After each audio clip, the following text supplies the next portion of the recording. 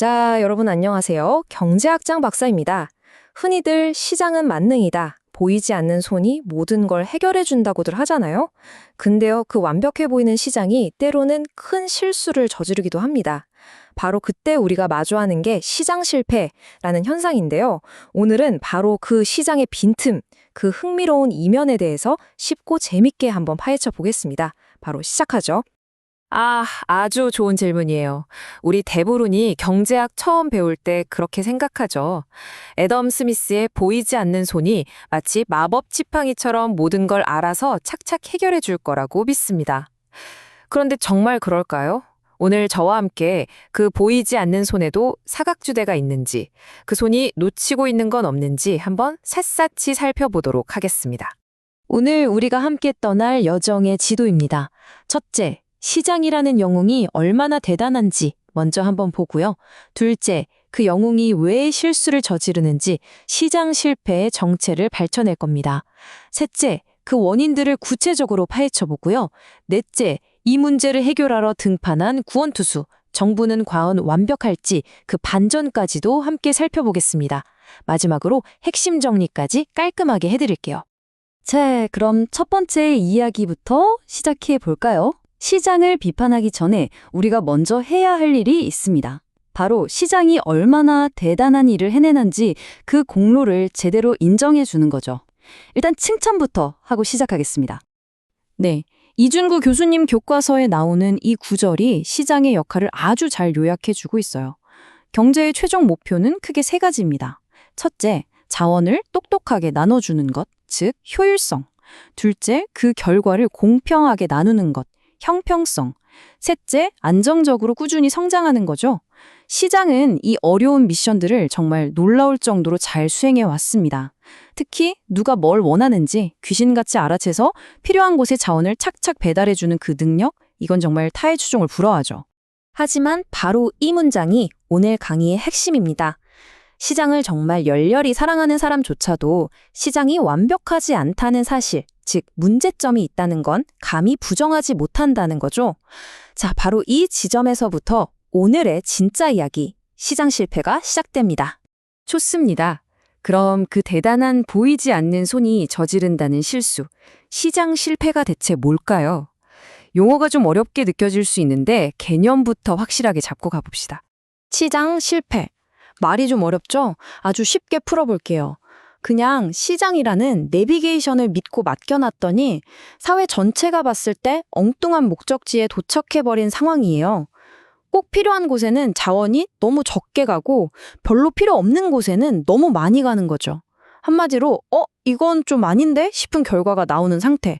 이게 바로 시장 실패입니다. 도대체 왜 이런 일이 생기는 걸까요? 자, 세 번째 파트입니다. 이제 시장을 실패하게 만드는 주범들을 만나볼 시간입니다. 사실 범인은 여러 명인데 오늘은 그 중에서도 가장 대표적인 용의자 공공재와 외부성이라는 두 녀석에게 집중해 보겠습니다. 시장을 망가뜨리는 원인은 사실 더 많습니다. 어떤 기업이 시장을 독점하는 불완전 경쟁 문제도 있고요.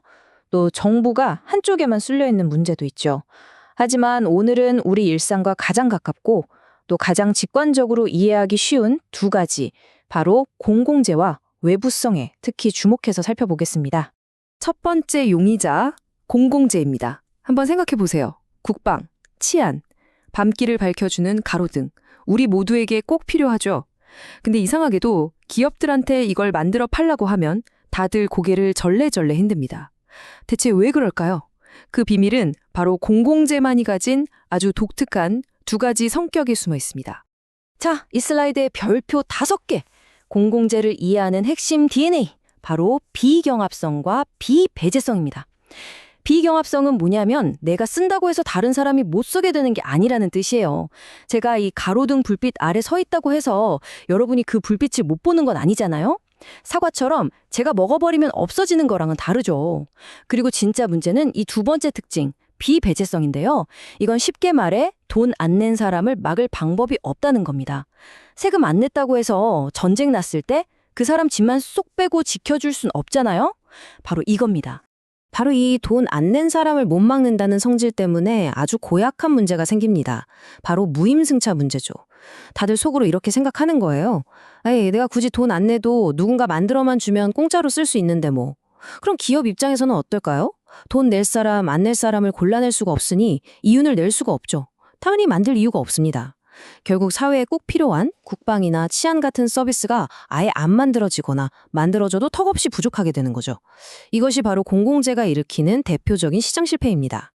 자, 그럼 두 번째 범인, 외부성을 만나보시죠. 공공재가 아무도 돈을 안 내려고 해서 문제였다면 이 외부성은 전혀 상관없는 사람이 대가를 치르거나 혜택을 보는 문제입니다. 여러분이 밤마다 겪는 층간소음 혹은 옆집에서 풍겨오는 향긋한 꽃향기, 이게 전부 다 경제학적으로는 외부성에 해당합니다. 외부성이란 건 쉽게 말해서 내 행동의 나비 효과가 전혀 상관없는 다른 사람에게 영향을 주는데 거기에 대한 돈 계산이 이루어지지 않는 상황을 말합니다. 핵심 키워드는 두 가지예요. 거래 바깥에 있는 제3자, 그리고 보상이 없는 영향. 내 행동으로 인한 좋은 영향이나 나쁜 영향이 시장 가격표에 포함되지 않는다는 게 바로 문제의 시작입니다. 외부성은 이렇게 동전의 양면처럼 두 가지 얼굴을 하고 있어요. 좋은 영향을 주는 긍정적 외부 효과와 나쁜 영향을 주는 부정적 외부 효과가 있죠. 예방접종을 한번 생각해 보세요. 제가 예방접종을 맞으면 저도 건강해지지만 제가 병에 안 걸리니 사회 전체의 전염병 위험도 낮춰주죠. 이건 분명 좋은 외부 효과입니다. 하지만 사회가 그 공로를 인정해서 저한테 돈으로 보상해주진 않아요. 반대로 공장에서 나오는 매연은 주변 사람들에게 피해를 주지만 공장이 그 피해 비용을 제품 가격에 전부 포함시키지는 않죠. 자, 그럼 시장에 넘겨두면 어떤 결과가 나올까요? 뻔하죠. 좋은 일은 보상이 없으니 사회가 필요한 것보다 너무 적게 만들어지고 나쁜 일은 비용을 안 내니 너무 많이 만들어지는 겁니다. 이것이 바로 외부성이 자원 배분을 왜곡하는 방식입니다. 자, 이제 네 번째 이야기로 넘어가겠습니다. 시장이 이렇게 문제를 일으킬 때 우리가 찾는 구원투수가 있죠. 바로 정부입니다. 그런데 말이죠. 과연 정부가 등판하기만 하면 모든 문제가 깔끔하게 해결될까요? 맞아요. 바로 그 생각이 들죠? 아하, 공공재는 정부가 세금 걷어서 만들고 환경오염은 벌금 매겨서 규제하면 끝나는 거 아니야? 아주 간단하고 명쾌해 보입니다. 그리고 실제로 시장 실패를 바로잡기 위한 정부의 역할은 정말 중요합니다. 하지만 우리가 꼭 기억해야 할 게 있어요. 그 구원투수가 항상 스트라이크만 던지는 건 아니라는 점입니다. 정부의 개입에도 부작용이 있습니다. 예를 들어 환경오염을 막겠다고 세금을 너무 과하게 매기면 기업들이 아예 생산을 포기해버려서 경제 전체가 위축되는 이른바 초과 부담이 생길 수 있죠. 이건 병을 고치려다가 사람을 잡는 꼴입니다. 더 심각한 건 정부가 아예 잘못된 정책 판단을 해서 시장이 실패한 것보다 더 끔찍한 결과를 낳는 정부 실패입니다. 비유하자면 경기를 구하러 올라온 구원투수가 끝내기 폭투를 던져버리는 셈이죠. 자, 이제 정말 마지막 순서입니다. 오늘 우리가 나눈 이야기들을 깔끔하게 정리하고요.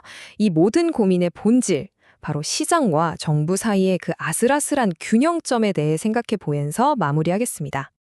오늘 이야기의 핵심, 딱 세 문장으로 요약해 드릴게요. 첫째, 시장에 보이지 않는 손은 기본적으로 아주 유능하고 강력한 해결사다. 둘째, 하지만 그 완벽해 보이는 손에도 공공재나 외부성 같은 문제를 해결 못하는 명백한 한계, 즉 시장 실패가 존재한다. 셋째, 그래서 그 빈틈을 메우기 위해 정부라는 구원투수가 필요하지만 그 투수 역시 정부 실패라는 실수를 저지를 수 있다. 시장과 정부, 이 둘 사이의 아슬아슬한 균형을 이해하는 것, 이것이 바로 오늘 강의의 최종 목표였습니다.